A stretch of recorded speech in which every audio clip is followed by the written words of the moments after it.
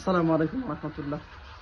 সম্মানিত দর্শক শ্রোতা, আপনারা যে মসজিদ দেখতেছেন এটি হলো বীরসিংহপাড়া পূর্বপাড়া জামে মসজিদ, ধর্মগড়, মাধবপুর, হবিগঞ্জ।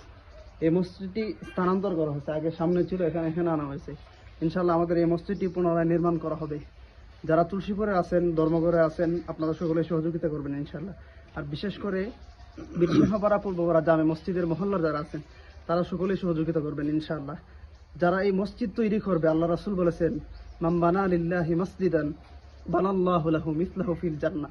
যারা মসজিদ নির্মাণ করবে, আল্লাহ তাআলা তাদের জন্য জান্নাতে ঘর তৈরি করে দিবেন। সুবহানাল্লাহ। এর জন্য সকলের সহযোগিতা কামনা করছি ইনশাআল্লাহ। সকলে দোয়া করবেন আমরা যেন শুরু থেকে শেষ পর্যন্ত মসজিদের কাজ সমাপ্ত করতে পারি। আসসালামু আলাইকুম ওয়া রাহমাতুল্লাহ। আসসালামু আলাইকুম। বীরসিংহপাড়া পূর্বপাড়া জামে মসজিদের কাজ শুরু করছি। ইনশাল্লাহ সবাই দোয়া করবেন আর সবাই সহযোগিতা করবেন। আপনাদের সহযোগিতা ইনশাল্লাহ আমরা করছি। আর যে যত করবেন আল্লাহ ইনশাল্লাহ আল্লাহ কবুল করুন। আসলে আমরা যারা শুনেছি এবং জানি, বীরসিংহপাড়া জামে মসজিদটি কিছুদিন আগে কয়েক বছর হয়েছে করা হয়েছে, কিন্তু এটা এখন আলহামদুলিল্লাহ পুনর্নির্মাণ বলতে এটা দুতলা ফাউন্ডেশন দিয়ে করা হবে অনেক বড় পরিসরে ইনশাল্লাহ। অনেকে ইতিমধ্যে অনেক টাকা ডোনেট করেছেন।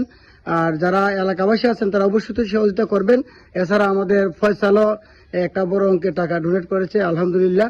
আমরা শুনেছি এই বাবরি মসজিদ নামে পুরাতন বাবরি মসজিদ ভেঙে দিয়েছিল হিন্দু জনগোষ্ঠী, এবং সেটা এই জায়গার মধ্যে রাম মন্দির প্রতিষ্ঠা করেছিল 33 বছর আগে।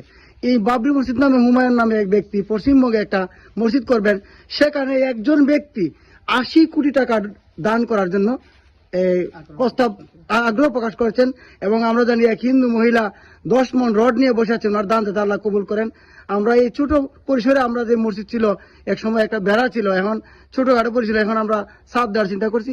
আমরা ইনশাল্লাহ অবশ্যই চেষ্টা করব। আর আপনারা সহযোগিতা করবেন, পাশে থাকবেন। সবাইকে অনেক অনেক ধন্যবাদ।